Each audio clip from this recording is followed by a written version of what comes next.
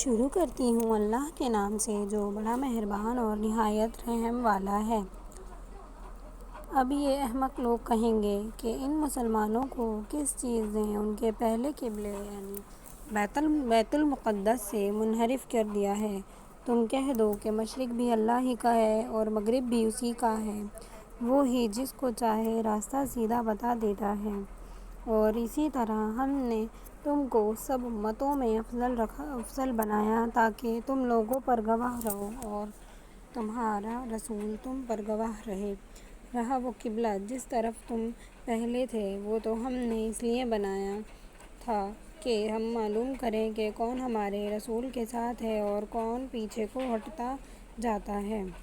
اور یہ قبلے کا بدلنا لوگوں پر بڑا شاق گزرا مگر ان پر نہیں گرا ہوا جو ہدایت یافتہ ہیں۔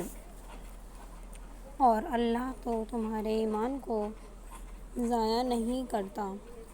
بلا شبہ اللہ لوگوں پر بڑا شفیق اور بڑا ہی مہربان ہے۔ ہم تمہارے چہرے کا بار بار آسمان کی طرف اٹھنا دیکھ رہے ہیں، اس لیے ہم تم کو اسی قبلے کی طرف جس کو تم پسند کرتے ہو منہ کرنے کا حکم دیں گے اور کہ اپنا چہرہ نماز میں مسجد حرم کی طرف کیا کرو۔ اور تم سب جہاں بھی موجود ہو اپنے چہروں کو اسی کی یعنی مسجد حرم ہی کی جانب کیا کرو۔ اور یہ اہل کتاب بھی یقیناً جانتے ہیں کہ یہ حکم بالکل ٹھیک اور ان کے رب کی طرف سے ہے اور اللہ ان کی تمام کارروائیوں سے باخبر ہے اور خوب جانتا ہے۔ اور اگر تم ان اہل کتاب کے سامنے تمام نشانیاں بھی پیش کر دو تو بھی یہ تمہارے قبلے کو قبول نہ کریں اور تم بھی ان کے قبلے کو قبول نہ کرو، اور ان کا کوئی فریق دوسرے فریق کے قبلے کو قبول نہیں کرتا، اور تم ان کی خواہشات کی پیروی کرو گے باوجود وحی آنے کے تو تم بھی یقیناً ظالموں میں شمار ہونے لگو گے۔ جن کو ہم نے کتاب توریت اور انجیل دی ہے وہ ان یعنی ہمارے رسول محمد صلی اللہ علیہ وسلم کو خوب پہچانتے ہیں، ایسا ہی جیسے اپنے بیٹوں کو، اور بعض ان میں سے حق بات کو چھپاتے ہیں اگرچہ خوب جانتے ہیں۔ اور یہ حق اللہ ہی کی طرف سے ثابت ہے تو تم ہرگز اپنے آپ کو شبہ اور شک کرنے والوں میں شمار نہ کرنا۔ اور ہر شخص کے لیے ایک ایک قبلہ رہا ہے جس کی طرف وہ عبادت میں اپنا منہ کرتا ہے، تو تم نیک کاموں میں سبقت کیا کرو۔ تم کہیں ہو اللہ تم سب کو حاضر کر دے گا۔ بلا شبہ اللہ ہر چیز پر پوری قدرت رکھتا ہے۔ اور تم کسی جگہ سے باہر جاؤ تو اپنی نماز میں اپنا چہرہ خانہ کعبہ کی طرف رکھا کرو، اور یہ حکم تیرے رب کی طرف سے بالکل حق ہے، اور اللہ تمہارے کسی اعمال سے بھی بے خبر نہیں ہے۔ اور تم کسی جگہ سے بھی باہر جاؤ تو اپنا چہرہ نماز میں مسجد حرم ہی کی طرف رکھا کرو، اور تم لوگ جہاں کہیں بھی ہو اپنا چہرہ تم نماز میں اسی کی طرف رکھا کرو تاکہ مخالفین کو تم سے گفتگو کرنے کی مجال نہ رہے مگر اس میں جو ظالم ہیں تو تم ان سے کوئی اندیشہ نہ کرو لیکن مجھ سے ہی ڈرتے رہا کرو تاکہ میں تم پر اپنا انعام پورا کروں اور تاکہ تم راہ حق پر قائم رہو۔ جس طرح ہم نے تم لوگوں میں ایک رسول بھیجا جو تم ہی میں سے ہے اور جو ہماری آیات کو تم کو پڑھ کر سناتا ہے اور حکمت کی اچھی باتیں بتاتا ہے اور تم کو ایسی باتیں بتاتا ہے جو تم بالکل نہ جانتے تھے،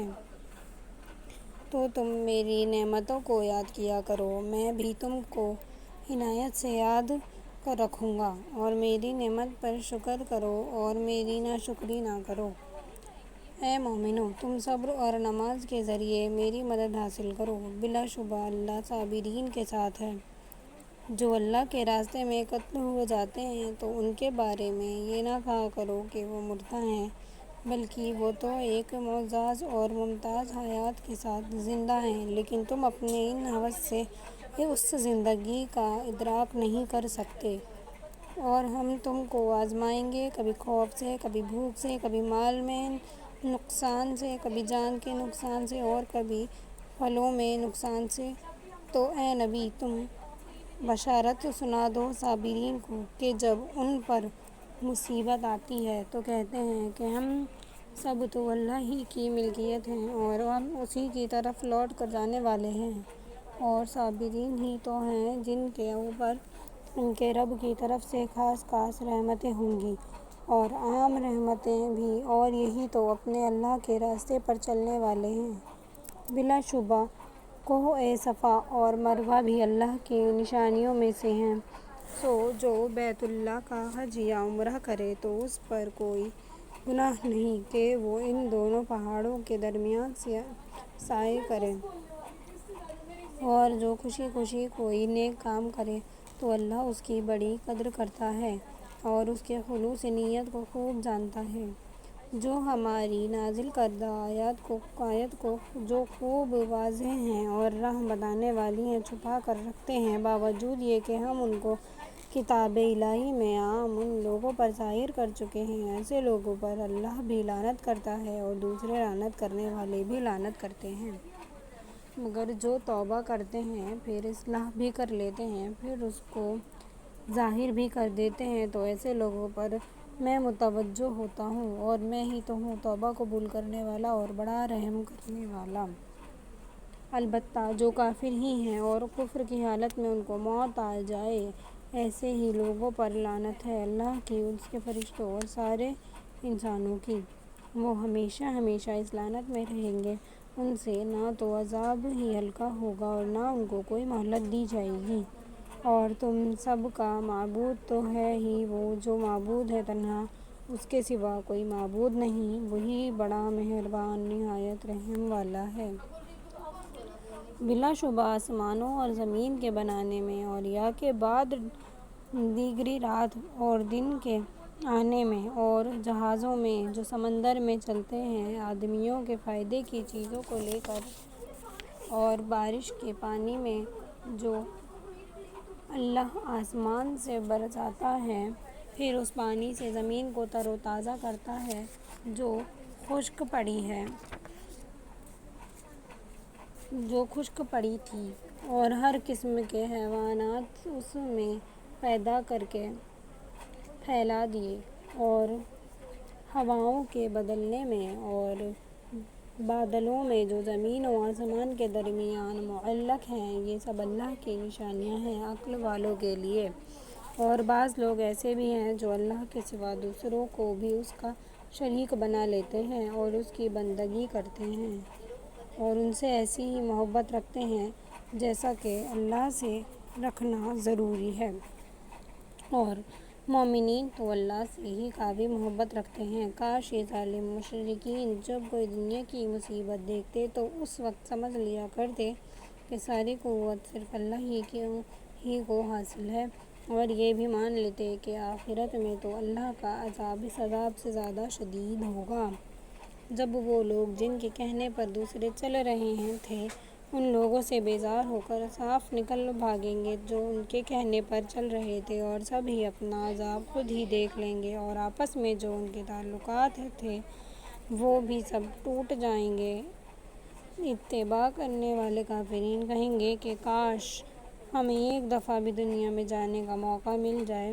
تو پھر ہم بھی ان سے صاف الگ ہو جائیں جیسا کہ وہ ہم سے اس وقت صاف الگ ہو گئے۔ اللہ اسی طرح ان کی بدعمالیوں کو کالی ارمان کر کے ان کو دکھا دے گا اور ان کو دوزخ سے نکلنا بھی نصیب نہ ہوگا۔ اے لوگو، تم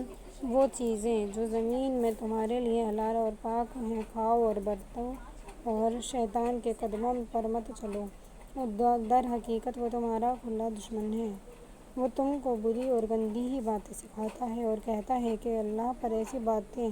کہو جو تم جانتے نہیں اور نہ کوئی سند ہے۔